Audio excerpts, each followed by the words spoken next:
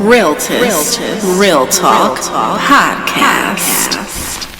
Hello, fellow Realtists, and welcome to the Realtist Real Talk Podcast. I am Amber Lewis. And I'm Rob Pasker. And we have a treat for you today because we are here with our outgoing president, but our current president, and from Ohio. You know, we love her so very much. And we're spoiled. Madam President Lydia Pope and Mr. LeNard Pope, our First Gentleman, or outgoing First Gentleman. Thank you for being here today.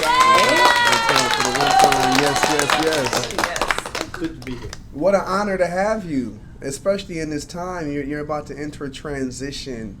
It's been 3 years? Yes. Yep. What is that, the second longest presidency in NARAD? Somewhere around maybe that third or fourth, but it's been Okay. a long gap between that window. Yeah. Long gap. It kind of feels like, I want to say it went by quickly, but I kind of feel like so much has gone on in those 3 years. Yes, definitely. A lot of opportunities. Absolutely. A lot of doors open for people.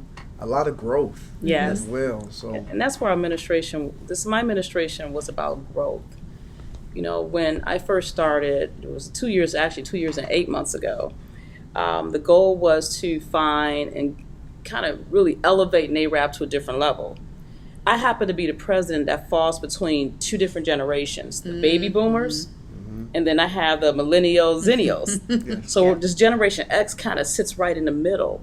So how do you infiltrate and how do you bring in all the great talents, the skill set of all of these different generations? So the first thing was the 5 pillars of Black home ownership, which number one is getting back our identity of who we are, bringing our history back. That goes back to the baby boomers. So what I did is took all of the history that NARAB has, and I thank Mr. James Haynes sitting in those basements many months and years in those historical books and information he has. It helped me to create my mindset to say these 5 pillars is what NARAB has been doing for 75 years. Nothing has changed. But what I did is I structured it into the 5 pillars, created programs under the 5 pillars, so that the process is that no matter what president comes into office, that those 5 pillars will remain the same. That's why they're called pillars. They stand still and they stand strong. And seasons change, so programs change. So that creation of the diversity, equity, and inclusion, we've been doing that for a long time, going to HBCU. Yes. You know, when you talk about the government relations and the Sheba report, what folks didn't know is under President Cartwright, even though Maria Kong initiated the Sheba, the first live event was at an HBCU in the same type of setting. That's history.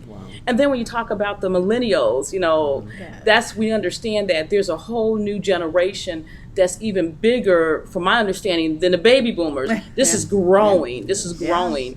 So we needed to have that kind of by itself and really talk through that. And then the other one was dealing with our faith-based and community engagement. And then everyone knows my baby is WIRE. Yes. Women Investing in Real Estate. And that actually started in Cleveland, Ohio.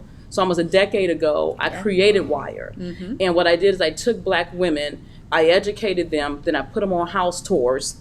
So we had a whole process with WIRE. So this is a new initiative to NARAB, but it wasn't a new initiative to where my heart was. So it's even before the women mold that's here with our Vice President Kamala Harris, and women are really exceeding and excelling, but WIRE has been around for a long time in my heart. So the 5 pillars was one of our things that I wanted to create this bridge between our generation gaps in NARAB. Then the second one was, the second piece of my administration was dealing with our Black Summit. You know, we always put our Sheba report out at someone else's place, at their location, at their space, and we still want to continue to do that. But we want to have our own. So the Black Summit does 2 things. It allows us to have our own identity. We have to create our own. And then secondly, in addition to that, what it does, it holds at an HBCU. So now we're supporting our Black students. And for those who was not at our opening ceremonies, that band that we had was awesome. Phenomenal. And the reason why we did that is because we're bringing our HBCU students to the conferences now. We're including them into the conferences so that they can understand about real estate. Sometimes going to their school is one thing, but coming to see all these thousands of Black real estate practitioners, it has a different impact. And then instead of spending our money on speakers all the time, we spent it on the school.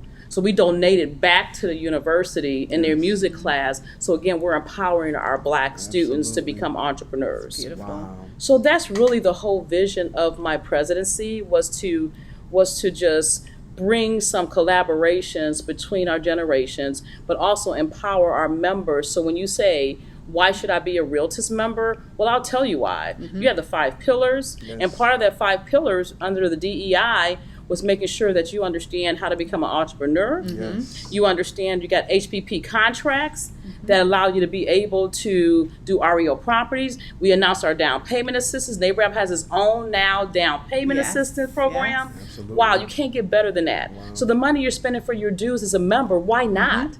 And you're in front of over 1,300 this conference, Yeah, plus. 1,300, yeah. Plus entrepreneurs that you can walk and talk, engage. Absolutely. You know, I will say this one thing. Our president-elect made a comment. She said next, and we had a Cleveland conference.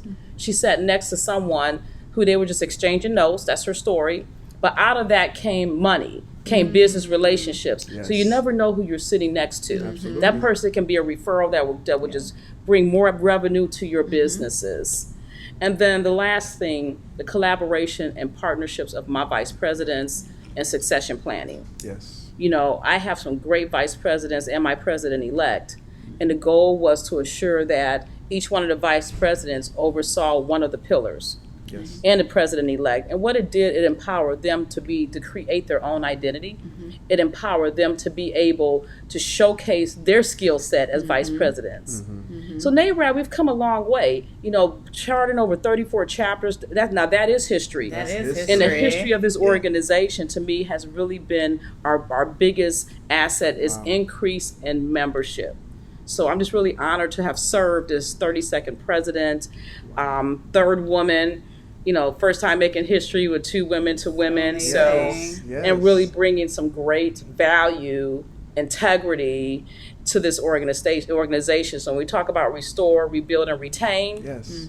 guess what? We restored back our organization. We have rebuilt it through the 5 pillars, the Black Summit, the 34 boards, plus and more.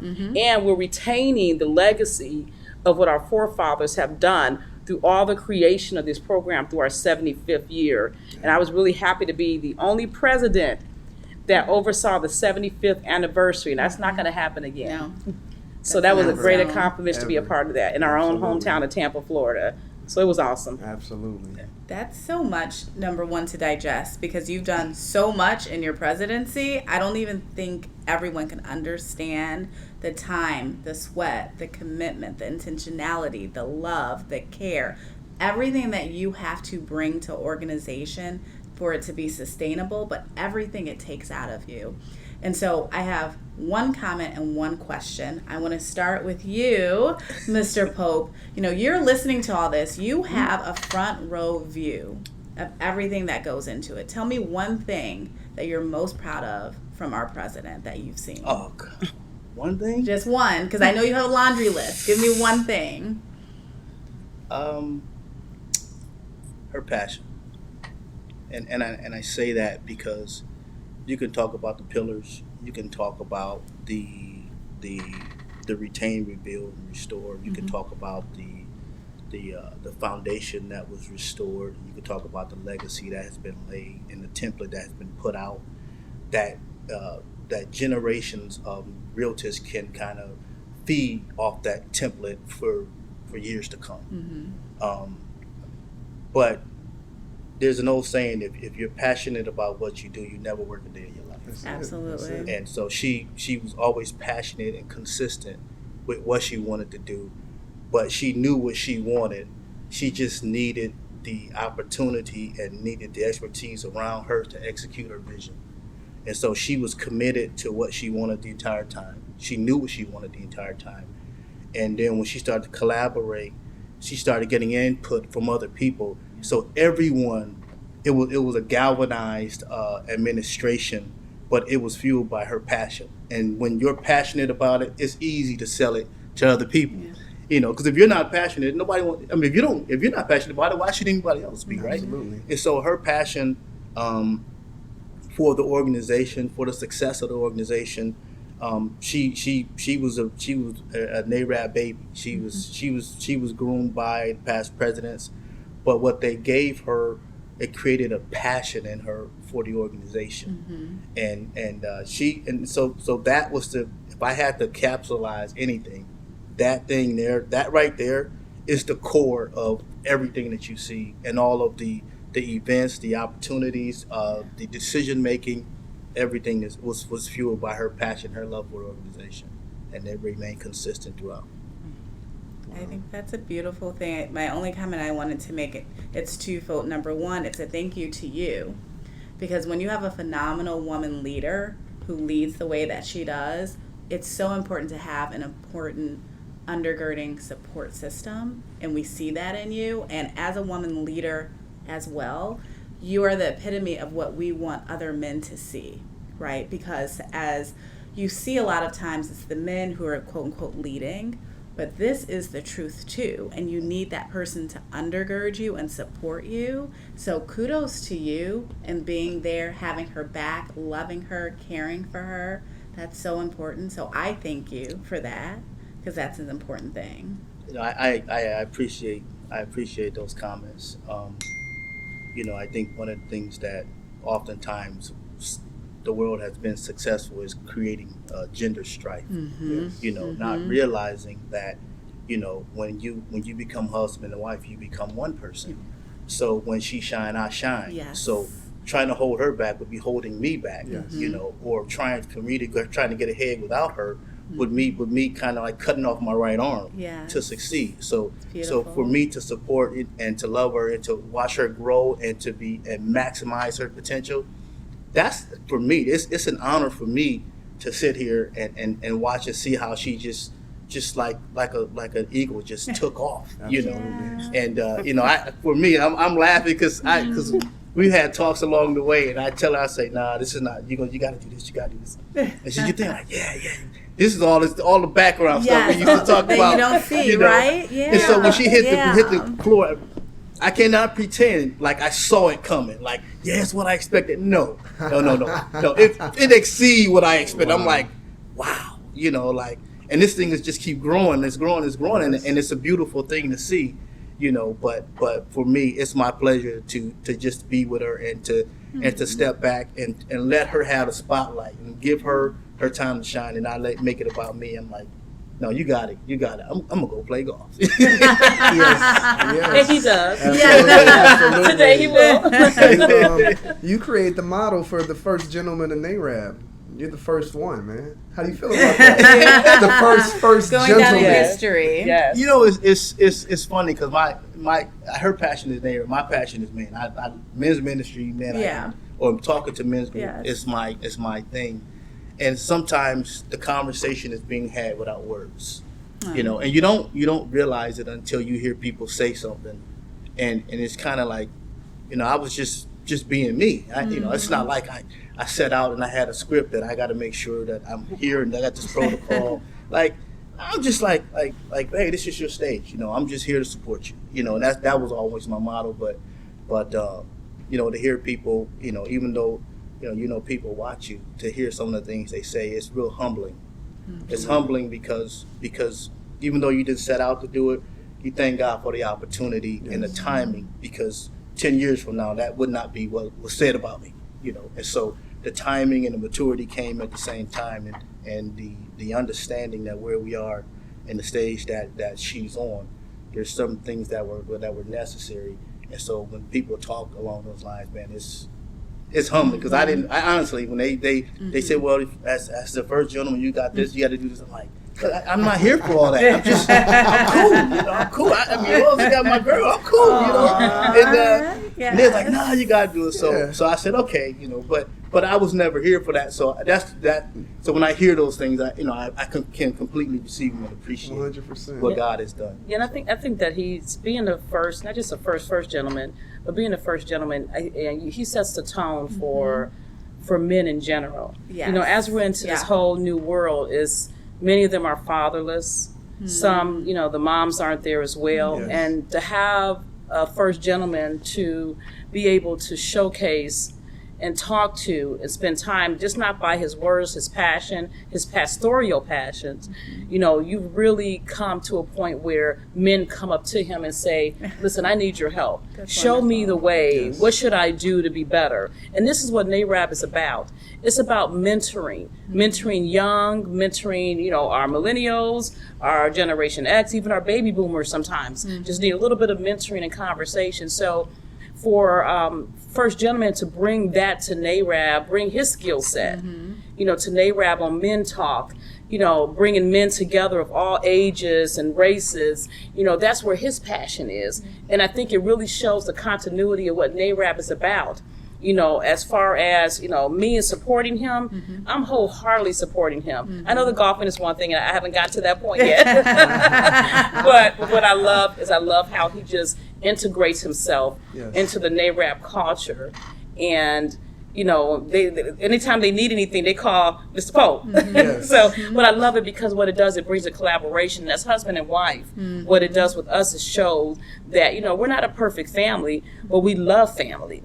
If you look around the conference, we've covered the conference with nothing but family values. We bring to NARAB the way we were raised. We bring to NARAB that it's okay to be okay and to enjoy life and still take care of your business at the same time. So we're really excited that and hoping that as we conclude our journey, that many would just pick up the passion that we left and the footprints that we left behind and be able to carry that to the next generations. Absolutely.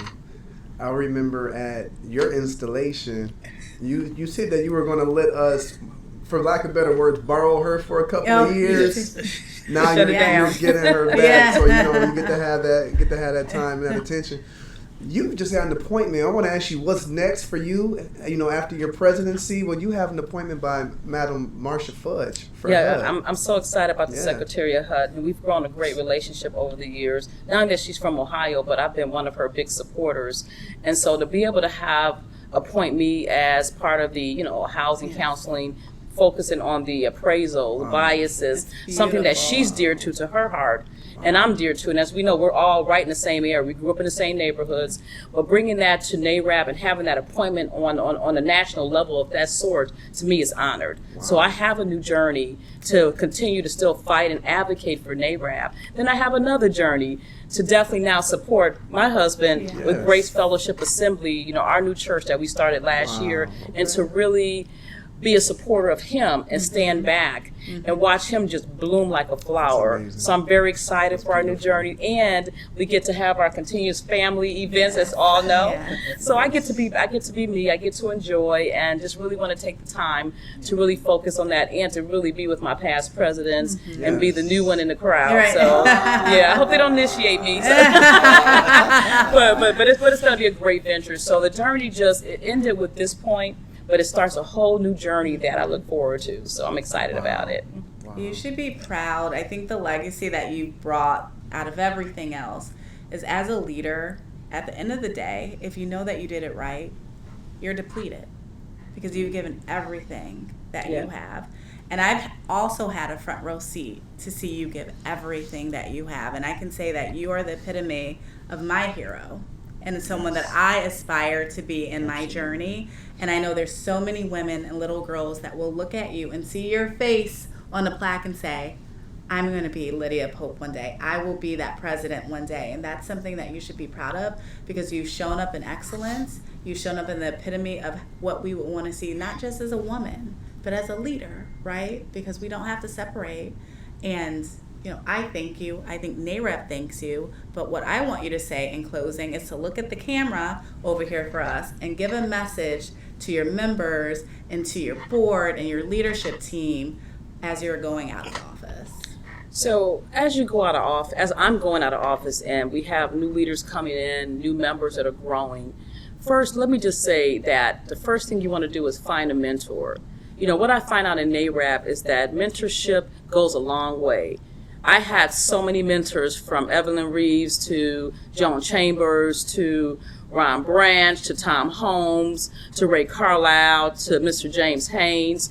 These mentors have poured me all in, and they taught me what it's like to be a true realtist, the true blue blood of being a realtist. So find a mentor, and not just a mentor about the future, but you need a mentor that can bring you the historical value so that you can continue the legacy. You can go forward, but when you're going forward, always remember who brought you to the table. So you always want to have a mentor, first of all. And second of all, be your genuine self.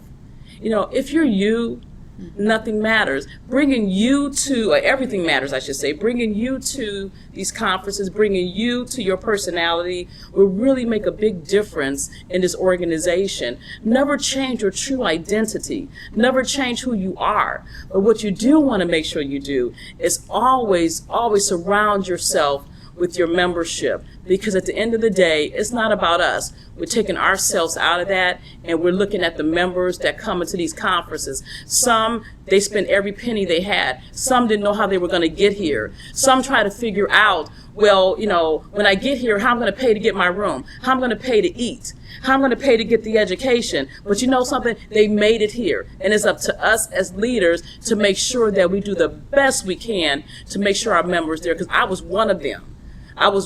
So I know what it feels like to not have the money to come to these conferences. So I take my energy and my synergy and I bring it back to my membership.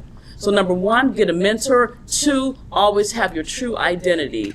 And 3, never forget where you come from. You are a Realtist member at heart. Where you started is how you want to end, but end it with a bigger bang. And thank you. That's it. That's beautiful. Well, we appreciate you. We really do. And like Amber said, she said it all. You know, just the excellence that you've exhibited, the doors that you've opened, the opportunities you've created, and the growth. And we appreciate you, Mr. First Gentleman. Yes. And we know you got to get on to your session. You got a man talk session. So we won't hold you. But we'll see you around. So we appreciate you, and it's been an honor to serve. Thank you. So and much. so look forward to coming back to my new era family. Yes. Yes. So excited. We look forward to having you back. Have a good one. Yeah, Thank you. Thank you all. Thank you.